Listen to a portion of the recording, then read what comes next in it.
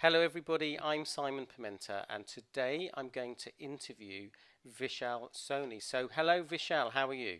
I'm very well, thank you, Simon. Thank you. I came across you, Vishal, from one of the CFS Facebook groups, and I was very interested in your videos on supplements. And although when I had ME, I did use supplements, they helped to some degree.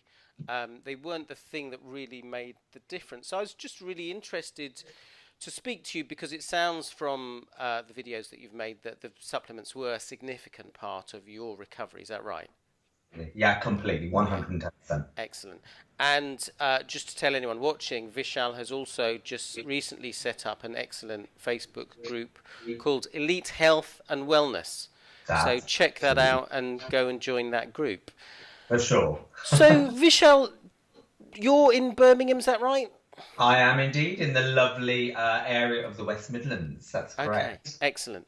Yeah. So just give us a little bit of background before we start talking about when you got MECFS. Just give me a bit of background about what you were doing in your life. I was interested in when I watched the videos. I thought it seems to me that Vishal has got a science background. So just tell us a little bit, fill in a few gaps for anyone who doesn't Of really know you. course. Yeah, yeah, no problem at all. So my role was as a head of faculty for science, actually, and I did that for about 4.5 years in total. Hmm. That was leading a team of 14 members of staff in a academic environment, of course. And then I've gone on to do something called lead practitioner, which is the training of teachers around the country, but mainly based in the West Midlands. And now I'm focusing largely on helping disadvantaged students make progress across the whole borough. So that's incredibly rewarding as well. So that's basically some of my background. And my degree and my MSc were both in psychology as well. So that's some of my academic and professional credentials, as it were. Excellent. So when did you get sick? So it's difficult to kind of pinpoint a particular time when it happened, but if I was going to give it a general time frame, I would probably go with around 7 years ago, actually. Right. It started 7 years ago, Hmm. and it was quite sudden in its manifestation in that I remember going to work one particular day, and I didn't feel. I mean, obviously, when you go and you have your tired days and so on and so forth. But I remember one particular day I came home and I fell onto the beanbag, and I was almost, Simon, I was almost unable to get up. So it was such a. It felt like lead weights on my legs. And from that moment onwards, I mean, the fatigue was incredible. Hmm. Um, the brain fog was beyond what I've. It was absolutely terrifying. I was getting twitches all over the body. It was absolutely horrendous in terms of that. So as I said, I mean, in answer to your question, it happened 7 years ago, roughly. Right. There. Mm. And what did you think was wrong? Well, being as I've got quite an inquisitive mind, obviously you try and piece together the symptoms that you're having. And so I thought I was dying. That's Right. what I actually thought. Right. I thought to myself, okay, well, it's going to be something neurological. There's no other reason for it. It's either going to be MS. It's going to be, obviously, you catastrophize at the time, and you often Yeah. think to yourself that, oh my God, could it be Parkinson's? Both my grandparents had Parkinson's disease. Right. God bless their souls. They did have Parkinson's, I should say, before they passed away. Right. And also dementia, because you can't function with zero memory, as I felt that I did have at the time. I mean, I Yeah. couldn't remember what I'd read 30 seconds ago. Yeah. You really do start thinking, okay, this is something very, very serious, and it isn't unheard of. I mean, I'm 38 years old now. At the time when I got ill, I was 32. It isn't unheard of that such things can manifest themselves at that sort of an early age. So, it's a curse of a blessing in some ways to have a background like I've got. That's Right. just. Right. And what do you think, looking back with hindsight, what was going on in your life prior to getting sick? What factors do you think may have contributed to you getting sick, in addition to what you've already said? Um, there were I mean, you could go right back to the beginning. You could go right back to when I've got a working memory that I can remember everything. There are many factors, but if I put them into a list almost, I did suffer a lot of trauma as a child. Right. A significant amount of trauma from a very early age onwards, which was a daily trauma actually. And that kind of sets you up in fight or flight mode for a large portion of your life. Yeah. So I was very much on high alert, thinking something was going to kick off, something was going to happen, or I had to defend myself or somebody close to me. Yeah. That drains your emotional reserves quite significantly. And when that carries on for 31 plus years, it's going to take it out of you, really. And it really, really did.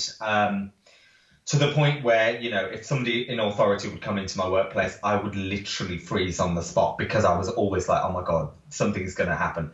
And I remember, because I'm a teacher, of course, when that did happen and somebody in authority did walk in, I just thought to myself, my God, you can't live your life like this. It's just too much. And that's actually when I sought for some professional help.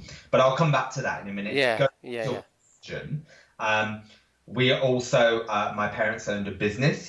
We had 7 armed robberies, which Gosh. you can imagine. Oh, God. That was horrendous, seeing your mom assaulted. Yeah. That is just ridiculous. Also, with that question, even though I thought at the time I'd healed myself, like you deal with the traumas that you suffered with, but of course your body does actually keep receipts. Yeah. And it cashes them in at a later date. And of course, that later date was when the ME CFS manifested. I also, let's be really honest, I used to drink, I used to smoke, I used to have very late nights. Yeah. I used to eat everything. I was like a Hoover. So you could wolf down any sugary foods that you could. You'd have as much MSG as possible because, of course, it's delicious. As I certainly was addicted to Chinese food, KFCs, and all that sort of rubbish beforehand. Yeah. That's basically the history behind what probably led up to. Oh, and also aspartame, which is another great little sweetener, and I say that with an irony and a sarcasm. Actually, I have a lot of. When I was younger, so that didn't help. In what was it, that through fizzy drinks or something else? Yeah. Absolutely correct. So fizzy drinks, but even if you open a bottle of J2O thinking, oh yeah, it's fruit juice or whatever, you look on the back of it and it's absolutely full of sweeteners such as acasulfame K and aspartame. Yeah. I used to, I was, and I very much still am, of course, obviously quite health conscious. So, but at that time, I used to think that let's go for some quick wins and put Canderel in your tea or Canderel in your coffee. Yeah. And any drink I used to buy used to be the diet drinks. And so, I mean, it was a very bad decision. But of course, you think because it's FDA approved and you think that it's because it's in the community where people just can consume it from the consumer's perspective. It's safe, and of course it isn't. Yeah, absolutely. So, how long did it take for you to get a diagnosis? Right. So it took 3 continuous years of going back and forth to my GP. Yeah.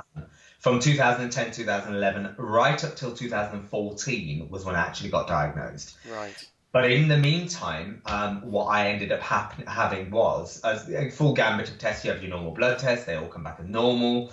But one particular blood test I had, I think it was 2012 or 2013. I remember going to the doctors and saying, look, I can't feel my fingers. I can't feel my hands. My feet are burning all the time. I'm getting burning all over my body. There is something wrong here. Yeah. I'm getting ghosting in my vision. So I'm unable to focus on things and I can't remember anything. Right. But the conversation initially started actually with me telling him, look, I've got really bad fatigue, and it then metamorphosed into this gambit of symptoms that I told him about. So he said, okay, let's do a blood test. You may have something that I just want to investigate. Now, of course, he didn't tell me at the time. He's a good doctor. And he did a blood test, and lo and behold, that blood test came back that I had striated muscle antibodies in my system, which would indicate myasthenia gravis. Right. And that is a disease where your nerves don't talk to your muscles properly because there's a blockage in the communication. Yeah. And what ends up happening is, of course, that you end up with your muscles wasting away. So that, if you imagine, happens around your intercostal muscles of your ribs, would eventually lead to you stopping being able to breathe, and that's myasthenia crisis, which can kill you. Yeah. I had those antibodies; they absolutely in the system, and I just thought, my God, what the hell is going on here? So I made a few tweaks and lifestyle changes, and when I say few, I cut out MSG and I cut out aspartame in particular. Yeah. Those were the two.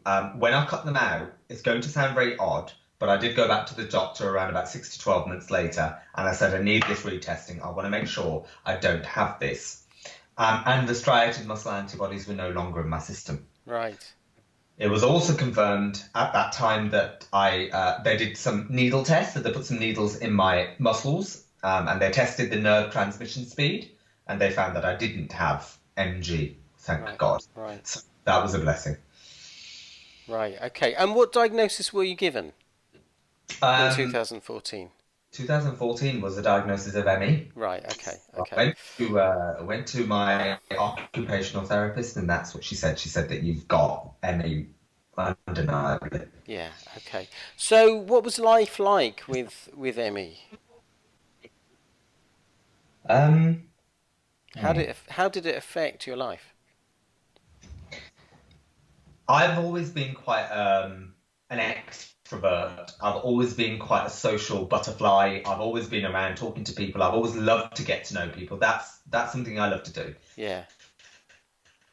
It absolutely 100% destroyed it. It took away Vishal Soni. It removed this person. It took away my energy. It took away my confidence. It heightened my anxiety. Yeah. It destroyed my character. It threatened my future in that, of course, it made me think that there was almost going to be no future. And fear. It gave me the biggest amount of fear. I mean, Simon, you've been there. You understand this completely. You spend life in this level of fear that is it's terror, and it's just terror. Yeah. So what was your approach? What did you do? You've already mentioned cutting out the artificial sweeteners, but what else did you do?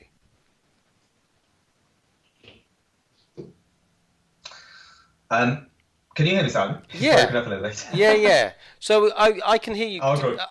So I was asking, what did you do? What was your approach to, as you cut out the sweeteners, but what else did you do to try and get better? So on that month of diagnosis, which was July 2014, I just thought to myself, right, I've got this diagnosis now. Thank God I've got this diagnosis, so I've got a journey to go on now. I've got a start point, and I can now continue with this and kind of make it better. So I basically immediately stopped drinking alcohol, cut that out completely. I used to smoke cigarettes, so I completely cut that out as well. Yeah. And within a few weeks, I started to feel immediately better. Right. I've always taken supplements. So I always used to take things like B complex, vitamin D, ginkgo biloba, ginseng, all of that sort of stuff. And then I just started to gain an inquisitive mind, actually, Simon, at the time. And I thought to myself, well, are these actually doing me any good in the doses that I was having them? And I thought, no, they can't be. So I started at that point to make a decision to kind of refine the supplements that I was taking, actually. Yeah. And I cut a few out, and I introduced a few extra, and again, gains were seen. But one of the biggest things that I did in 2015 was I decided to give up gluten. And that was a game changer for me. Like, I can't even tell you. Within 1 month of giving it up, I just felt lifted, lighter, brighter. I just felt really, really good. Yeah. I also introduced things like NADH into my supplemental regime, which is a derivative of vitamin B3. And that made massive strides. Like, that was a real, at the time, it felt almost like a magic bullet. I also started taking D-ribose. I started taking magnesium. I started taking turmeric, which is a brilliant anti-inflammatory actually, which is incredible also for anxiety, and it's also neuroprotective. I was doing loads of stuff. Just explain what that means, neuroprotective. So neuroprotective means that it acts as a protector for your neurons, so for your nerves and stuff. So that was really important for me because with all this twitching going on and all these problems happening, there's a nervous system problem there. There's a problem with your central nervous system. There's a problem, especially in my case, with my peripheral nervous system, which is your hands and your feet and stuff like that. So turmeric being a neuroprotective agent was really potent for helping along that. And if you look at these studies in India in particular, where they do consume a lot of turmeric in their diet, what you do tend to find is the incidences of neurological symptoms are slightly lower, and in particular, dementia's significantly lower in countries where there's a lot of turmeric consumption. Yeah. Magnesium was incredible for energy generation. It's a spark plug for the cells, as it were. And so I started taking that. But again, dosing was key here, Simon. Mm-hmm. Dosing was really key. So I used to take capsules or tablets, which were 250 to 300 milligrams in each dose. Well, that was not good and started giving me things like heart arrhythmias. Right. They are not fun. No. Most enjoyable of experiences, that's for sure. So D-ribose, as I was saying, loads of other supplements started to be introduced into this program, and I really started to see massive strides, I've got to say. Okay, and how did you find out what is the right dose to take? Were you working with a practitioner, or were you just doing research online yourself? I did a lot of research online. But I think the key to this is if you're starting to take supplements, you've got to listen to your body. Right. You have to listen to your body. I'm in a fortunate position because if I take a supplement, I will very quickly realize that something's wrong. I've had that experience several times before. And things like tyrosine, I felt great for a day, boom. But very quickly afterwards, I came to a massive crash. Acetyl L-carnitine was very, very good for 3 days, and then boom, I crashed. So it's kind of about listening to your body, really, and recognizing what works and what doesn't. Yeah. And what works, do a little bit more of it, or do it consistently. Right. And then you'll kind of find out what your optimum dose is. And I think that's what really worked for me brilliantly. Okay. Was there a defining moment, a sort of turning point for you? Yes. Yes, I suppose. I remember, I'm trying to think back to one defining, there were actually, there's several pieces of a defining. Yeah, okay. Yeah, well, tell us about boom, that. Boom, boom, and you kind of, there's been defining moments. This year there was defining moments in 2014. There were defining moments a long time ago. Right. I mean, if we start with 2014, the defining moment in 2014 when I got the diagnosis. And I remember, I didn't give up, I remember now distinctly. So I didn't give up alcohol immediately from that moment onwards. I remember in August of that year, I'd been over to see a friend and I'd gone out and I'd got over to his friend's house and we'd had a few bottles of wine, as you do, a little tipple, as it were. And this tipple turned into 5 bottles of wine. Wow. Now that was definitely not just me. He had like 3.5 and I think I had 1.5, which for me, Simon, I've never been a big drinker. I'll tell you this now. Never been a big drinker. Me and alcohol are not friends. We have not been friends for a long time. And I remember when I used to go out when I was 18 years old, I actually did end up thinking, back then, which was 20 years ago, back then I remember thinking, I'm not sure that alcohol does me any good, because 2-day hangovers are never a good experience to have, even at that age. So I remember going out in 2014 August, and I went over to his house, and we had 5 bottles of wine between us. And I remember I went back home the following day when I was legal to drive, of course. And I remember going home, and I remember sitting down on my bedroom floor, and I looked at myself in the mirror, and I thought, you look like crap. And I remember thinking, I need to go to the loo. So I went to the bathroom, and while walking to the bathroom, I nearly collapsed. I broke out in complete sweat. And I had to hold the walls because I was in such a bad state. Yeah. And I remember thinking, the flood of fear that came over me was terrifying, Simon. It was really scary. And I thought to myself, okay, well, I can't do this to myself anymore. It just can't happen anymore. I can't do it. I have to start taking ownership of my health and really taking mastery of it. And so I stopped alcohol from that day. Right. So when that happened, very quickly afterwards, you kind of reevaluate your life.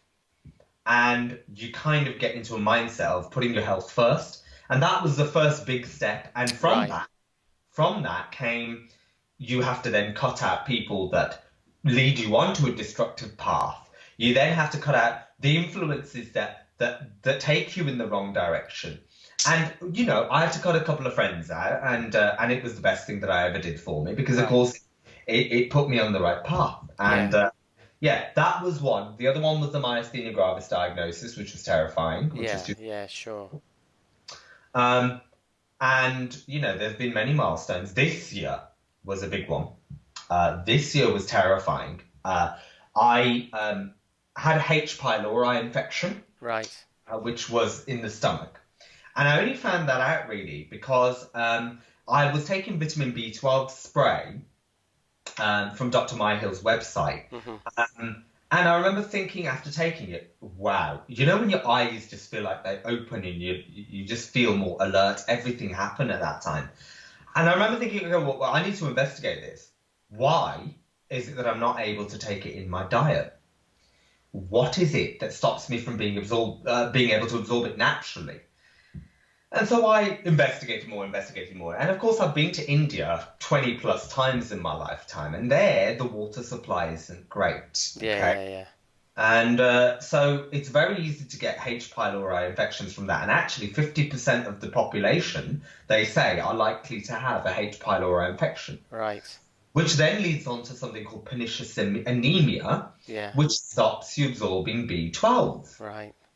So I went to the doctors and I said to my doctors, okay, I definitely think that I've got this. I've got acid reflux. I'm having a lot of these issues, not absorbing B12. Can you test me for H. pylori? She said, absolutely, yeah. It sounds like you've got that. So, yeah, we'll test you for it. And yes, lo and behold, I did have it. So she put me on, it wasn't the same doctor I saw, but this other doctor that I saw put me on a triple therapy of omeprazole, which is a proton pump inhibitor to stop the acid reflux. Right. And 2 antibiotics. Well, Simon, they floored me. Literally floored me. And I was hospitalized where they thought I'd had a stroke this year. This April. Right. And that was another turning point. So I then tweaked what I was taking even more. Yeah. Cut out a few things that I don't think that were benefiting me. So NADH stopped working for me, and digestive enzymes stopped working for me, and probiotics stopped working for me, and so on and so forth. And so, again, this year was another turning point, which then led on to something that I investigated more, which is pregnenolone. So, right. So that was quite a journey this year. Okay. And what is I can't even say it. Pernicious. No, pregnenolone. Right, pregnenolone. Pregnenolone. Okay, pregnenolone. So after going to the doctors and doing all that, I went back to the doctors again after taking acetyl L-carnitine, which I alluded to earlier. Yeah. And acetyl L-carnitine, you read the literature online, it's very, very good. It's very, very positive. It's for energy generation and so on. I think, if I remember correctly, it's like the shovel that, that puts either putting ATP in or releasing ATP. I can't quite remember, but it's very, very useful for cellular energy.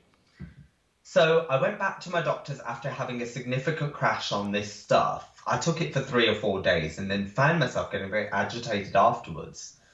And I went back to the doctors and thought, this is not quite right here. So I did a bit of research. Sorry, I need to allude to this. So I did a little bit of research beforehand, and I looked into adrenal fatigue. Yeah. And I looked into the link between cortisol and childhood trauma, and cortisol and just general stress and a lot of Yeah, trauma. yeah.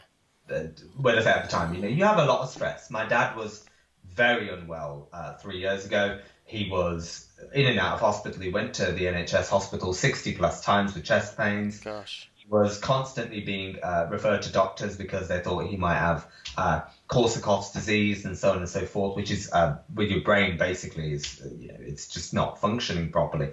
He couldn't remember how to read a clock. He couldn't spell the word black backwards. So it was pretty serious stuff. And then work was incredibly stressful and all that stuff. So I don't know why I'm telling you that, but leading back into the acetyl L-carnitine, yeah, I've had crashes before, but this was a big one. This is a really big crash. And I remember going back to the doctors, and yeah, that's what I was telling you, because stress can lead to a depletion in cortisol. Yeah. So I went back to the doctors, and I said to the doctors, can you check me out for my cortisol levels, please? Because I don't know whether they're going to be decent. And he said, absolutely fine, we'll do that. So he tested me, and it was the lower end. Sorry, it wasn't lower end of normal, sorry. It was lower than the normal range. Yeah. Your range should be, according to UK guidelines, 172. Mine was 137. Right. And if your levels are lower than normal, that can sometimes infer you've got a disease called Addison's disease, which is you've got an autoimmune condition, or your body's attacking your adrenal glands. So I thought, okay, I'm gonna do a few things and tweak a few things again, and I went back to the doctors again thereafter. After making these few tweaks and stuff, i.e. I'd stopped the acetyl L-carnitine, and I went back and got myself retested, and yes, it was in the normal range then, but it was still the lower end of normal. So my brother had been seeing a private doctor in London called Dr. Lynette Young on Harley Street, and she had been giving him pregnenolone. Because she wanted to support his adrenals, because he's also got a thyroid problem. Right. And if you have a thyroid problem, your adrenals are very strongly linked in an endocrine system. So she gave him that. And that's when it first got alerted to my attention, because, of course, at the time I was thinking, well, if my cortisol is low, how can I supplement that? Well, you can take pregnenolone, which is not good. It's a steroid hormone. Or you can take hydrocortisone, which is also a steroid hormone. And again, that's not good. You can lead to moon face, weight gain, and so on and so forth. So pregnenolone, I looked into it, and it's the precursor hormone that makes all the other hormones. Right. Yeah, it does all of that. And it's also responsible for the formation of something called DHEA, which if you're deficient in that, can lead to low energy, low mood, fatigue issues, loss of libido, all of that, eye pain, all of that sort of stuff can be caused by this. So I thought, yeah, let's try this out. And this was only about 4 or 5 weeks. Was it 4 or 5? Yeah, about 2 months ago, no more than 2 months ago. This was to me. And she said to me, go on a 25 milligram dose. I thought, I don't know whether that's the right dose for me, because I know that too high can be quite, problematic. Yeah. So I bought a pair of weighing scales, and when I say weighing scale, like really sensitive ones that jewelers use to measure jewelry. And I measured out 1 milligram of pregnenolone, started taking it orally, and it was like a wave of energy came over me. It was literally, my vision became brighter. I was sharp as anything. My memory improved, Simon. I can't even tell you. Gosh. I'm so passionate about it because it has changed my life. Yeah. I can't tell you how much. Wow. Took that for 5 days straight. Was conscious that I needed to take a break. Was also conscious that it was making me a little bit drowsy, actually, towards the back end of the 5-day stint.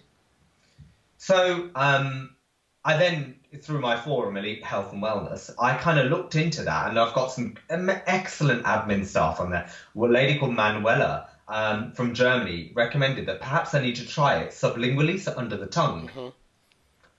That stops it being metabolized by the liver, and so it, instead of making me a little bit drowsy, because it can release something called GABA. which can make you drowsy, and is really good for sleep actually. So I started taking it under the tongue to avoid that pathway, Yeah.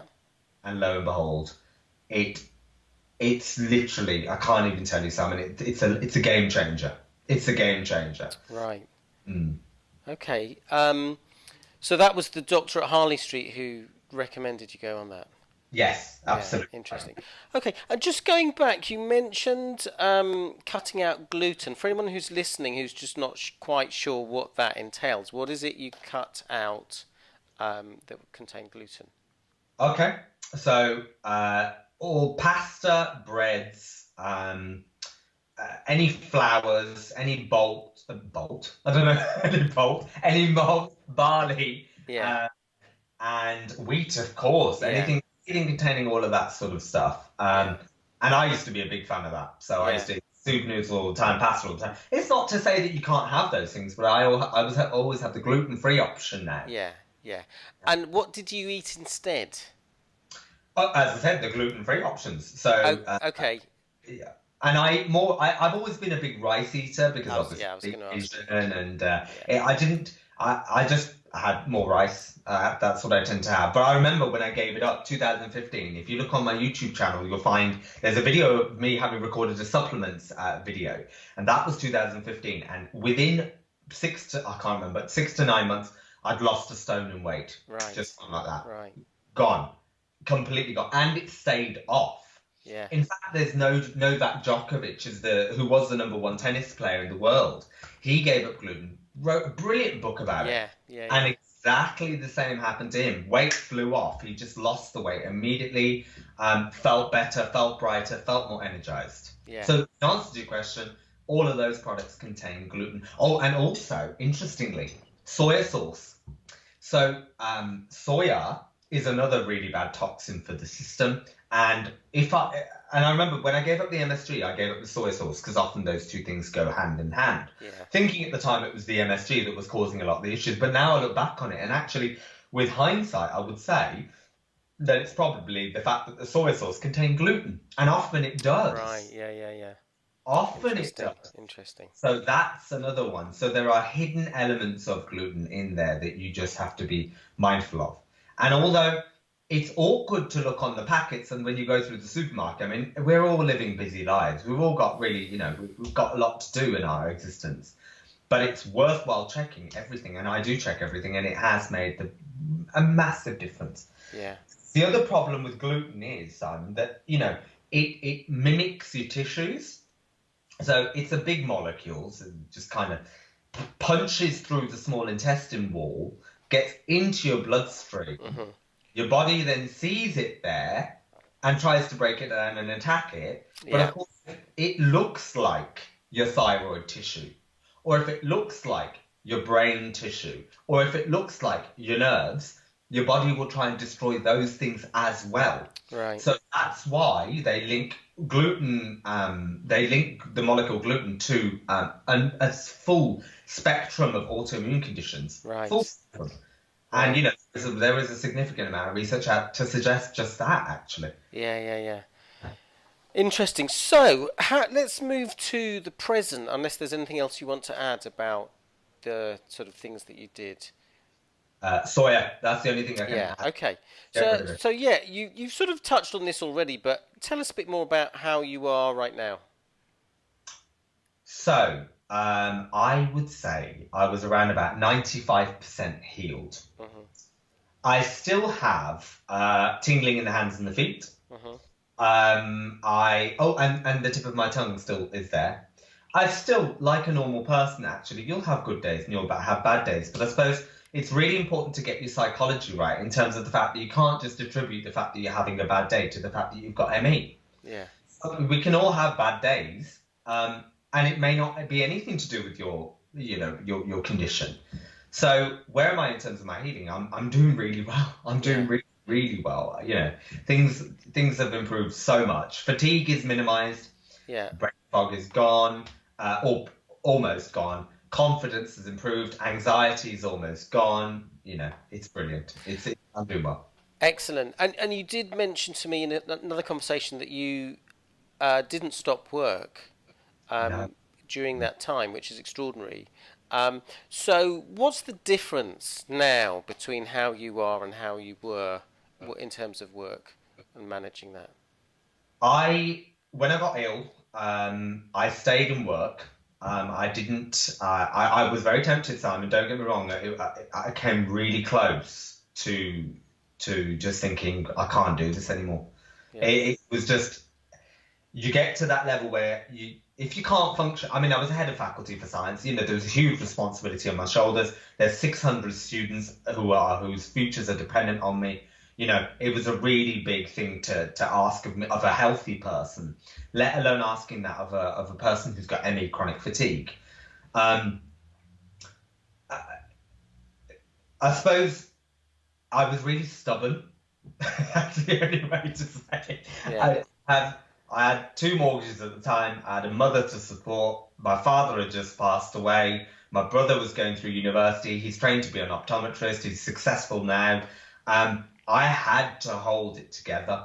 right, right, If I just couldn't let it go. And you know, the other thing is, I am very stubborn. So if I put my mind to something, I will make sure that I'll go for it. And so instead of me considering coming out of work and taking that time to heal, which probably in hindsight would have been some would say a sensible option. yeah, I found that the retention of a daily routine was so integral to me kind of holding it together. yeah, I had a lot of pride as well, so I wanted to make sure that there was something driving me inside to make sure that I sustained work, and I worked through it. I yeah, have to say that I had a good social network.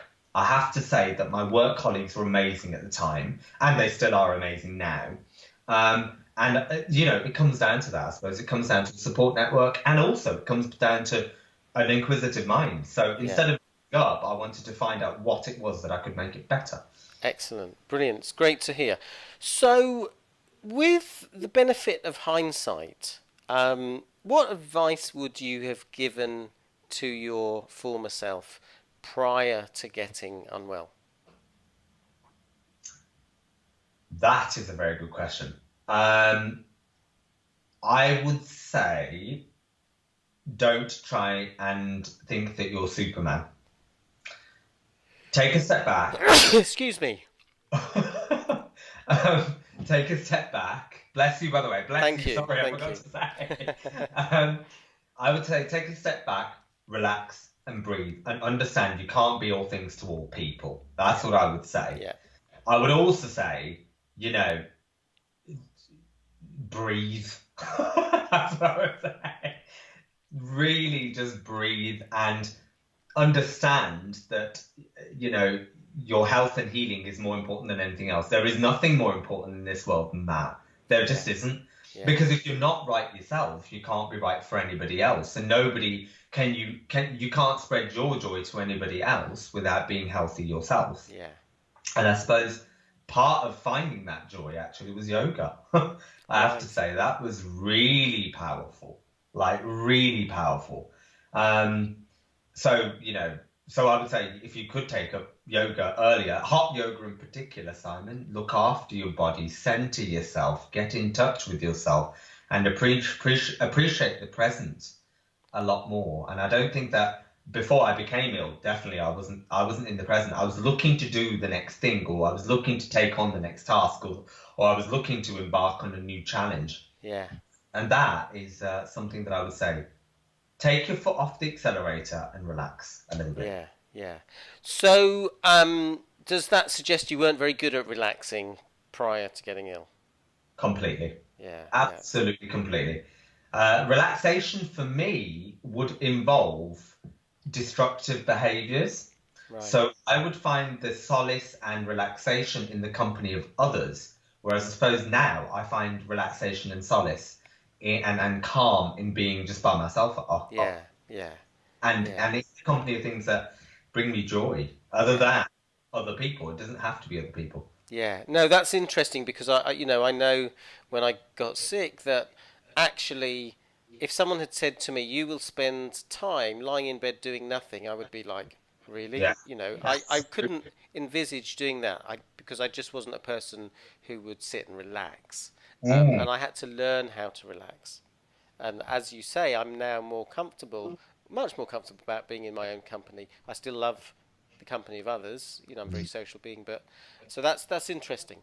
Okay, few more questions. So, if you had a friend who developed MECFS, what book would you give them? Oh, okay. That's a very good question. So I would say Dr. Sarah Myhill's, I Hmm. think it's called Hypochondria.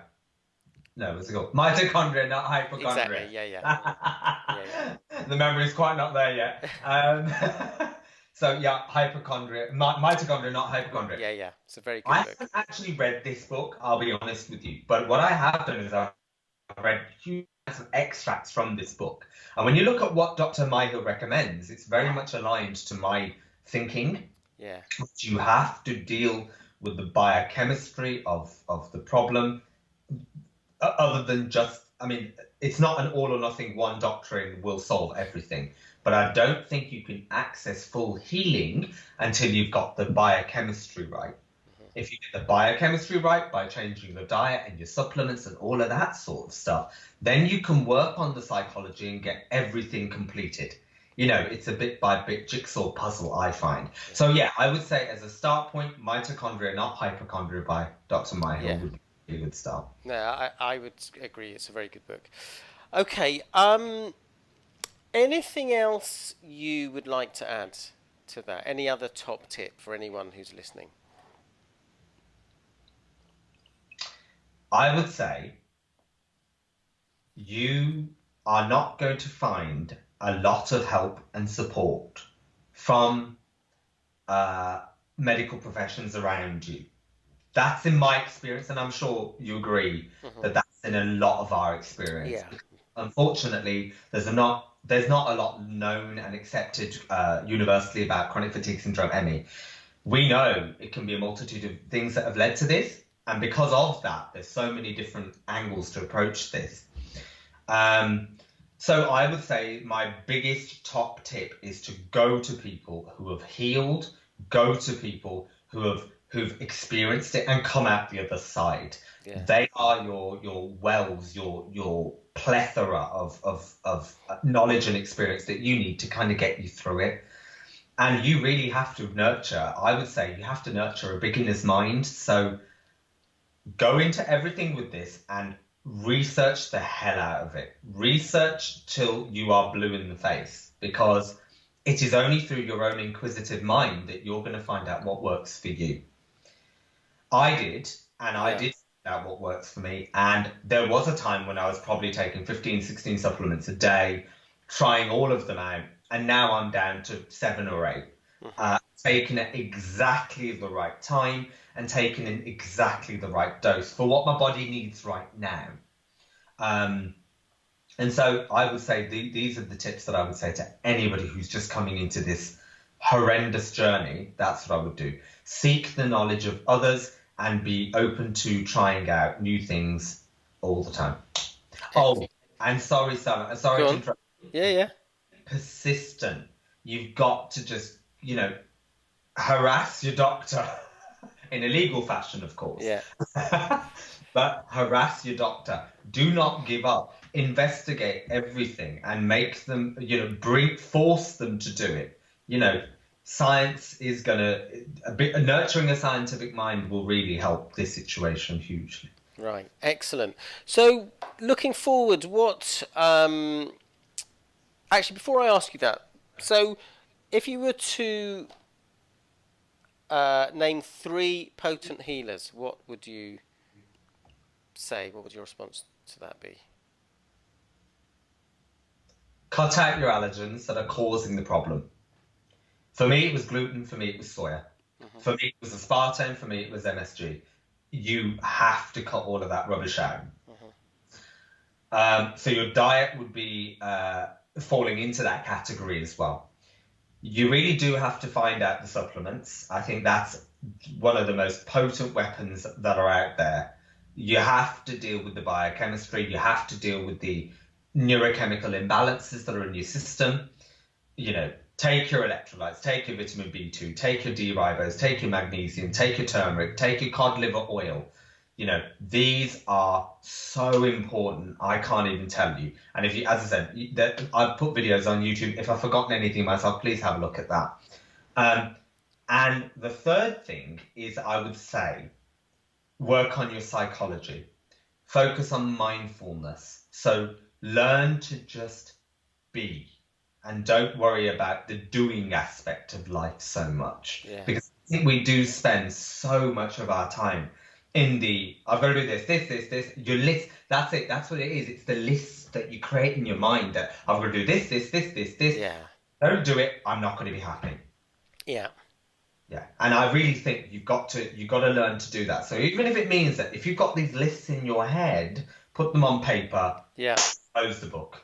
Yeah. Close the book. You'll deal with that another time. At least you've got them out. So diet, supplements, and psychology.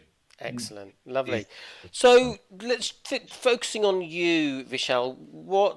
Looking forwards now, what are your goals? What are your, the things that you want to achieve going forward? Okay. That's I've got so many. So many. Now I'm well again. Now I'm well again. Do you know what I feel, Simon?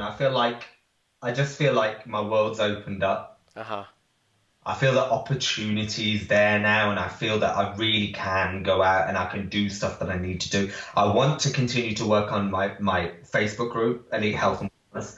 I want to spread the knowledge so much about what I've learned with this journey. And it's pioneers like yourself, and it's people who are coming to the fore like myself, who are really spreading the message, really. I'm working with general practitioners in West Midlands to educate them how. I'm not a doctor myself, but educating them on how they can help their patients, and I can't even tell you how rewarding that is. Yeah. I've got big plans for my education because I'm teaching really well now. I'm walking into the classroom and I'm feeling so confident with what I'm doing. There's a lot going on, Sam. There's a lot on, and I want to continue to grow all of those things. Excellent. Brilliant. And get to 100%. That's what I really want. Yeah. That 5% is eluding me a little bit, but I know it's going to happen. I know. Yeah, exactly. You just got to keep going with what you're doing and exploring that. So brilliant. That's been very interesting to talk to you and just hear more about your journey. And I'm sure a lot of people will find that helpful and interesting. So thanks very much, Vishal. No, thank you very much, Simon. Thank you for asking me. Take care. Okay, you're welcome. Bye for now. Bye-bye.